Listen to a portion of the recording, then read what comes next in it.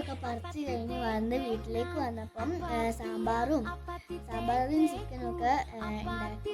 എന്നിട്ട് ഫുഡൊക്കെ കഴിച്ച്. ഇതാണ് ഞങ്ങളുടെ ഷെഡ് കേട്ടോ.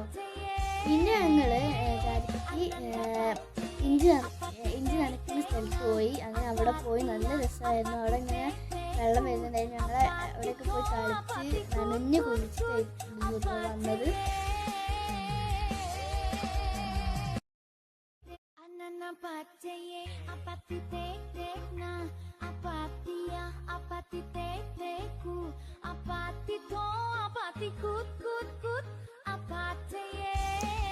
അങ്ങനെ വൈകുന്നേരമായി. ഞങ്ങൾ പോകാൻ നിൽക്കുകയാണ്. ചെക്ക് പോസ്റ്റ് അടിക്കുന്നതിന് മുമ്പ് നമുക്ക് നമ്മളെ നാട്ടിലെത്തണം.